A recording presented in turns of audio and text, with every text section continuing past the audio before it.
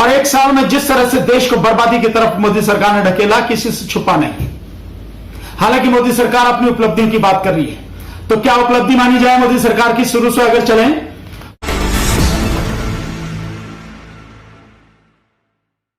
तो श्रम कानूनों को बिल्कुल पूरी तरह से बर्बाद कर दिया। 4 कोड में श्रम कानूनों को इकट्ठा करके एक तरह से बर्बाद कर दिया। और अब इस कोरोना संकट के समय में उत्तर प्रदेश सरकार ने ऑर्डिनेंस लाई है, और बाकी और सरकारें, कर्नाटक की हो, गुजरात की हो, चाहे मध्य प्रदेश की सरकार हो, ये सारी की सारी जो सरकारें हैं, धीरे धीरे इन्होंने सारे नियम कानून जो हेर फेर करके बदल के जो श्रम कानून है उनको पूरी तरह से लगभग खत्म कर दिया है। कह 3 साल के लिए रहे हैं, पूरी तरह से खत्म कर दिया। ये वही कानून है जिसमें 8 घंटे का जो काम है उसको 12 घंटे का कर दिया, नहीं 50%, 50% की उसमें बढ़ोतरी कर दी गई। 1 शॉट 12 घंटे तक मजदूरों को काम करना पड़ेगा। उनके कोई अधिकार नहीं है किसी भी तरह के, ना किसी मेडिकल फैसिलिटी की वो डिमांड कर सकते हैं, ना किसी और वहां पे कैंटीन वगैरह की डिमांड कर सकते हैं, ना और सुविधाओं की मांग कर सकते हैं, ना वो अपने यूनियन बना सकते हैं, ना कोई कोर्ट में जा सकते हैं। किसी भी तरह के वो नहीं है। एक तरह से मजदूरों को बंधुआ मजदूर बना दिया गया। एक तो ये है मोदी सरकार की उपलब्धि, और जिस तरह से ये मजदूर मारे जा रहे हैं, सड़कों पर चलने सबने देखा है। हर दिन आप और हम देख रहे हैं कि किस तरह से बेचारे जा रहे हैं, पैदल जा रहे हैं, दुखी हैं, गर्भवती महिलाएं हैं, बीमार हैं, बच्चे हैं, दुधमुहे बच्चे हैं, रोटी नहीं है खाने के लिए, दूध की तो बात ही छोड़िए।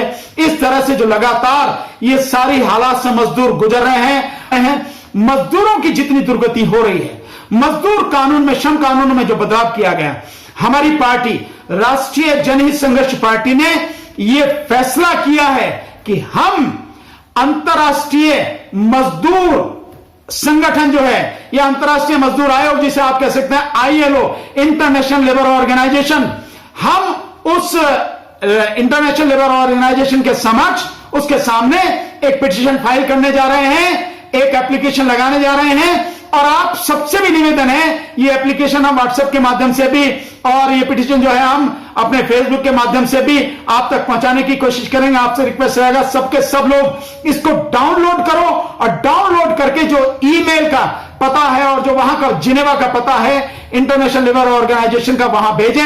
हम लोग इसको करने जा रहे हैं। हमारी पार्टी इंटरनेशनल लेबर ऑर्गेनाइजेशन में ये पिटीशन फाइल करने जा रही है कि यहां पे उत्तर प्रदेश में भिन्न भिन्न स्टेट सरकारों, राज्य सरकारों ने जो श्रम कानूनों को खत्म किया है, और केंद्र सरकार ने भी जो इनको पूरी तरह से खत्म कर दिया, और कुछ भी मजदूरों के पक्ष में काम नहीं कर रही, तो उसको रोका जाए।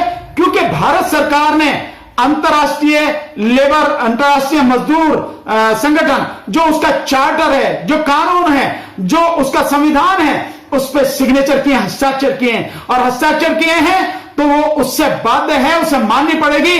लेबर से संबंधित जो नियम कानून है अंतर्राष्ट्रीय स्तर पर, उनके समर्थन के लिए, उनकी भलाई के लिए उनको मानना पड़ेगा। और लेबर कानून को किसी हालत में सरकार सस्पेंड नहीं कर सकती, मजदूरों की भलाई को देखना पड़ेगा। इसलिए हम लोग ये सब करने जा रहे हैं। अब तक हमने लगातार आवाज उठाई है और आगे भी उठाते रहेंगे, लेकिन हम लीगल कार्रवाई भी हम लोग ये करने जा रहे हैं। ये पिटीशन हम इंटरनेशनल लेबर ऑर्गेनाइजेशन में डालने जा रहे हैं। आपसे निवेदन है, मेरी बात को ध्यान से सुने।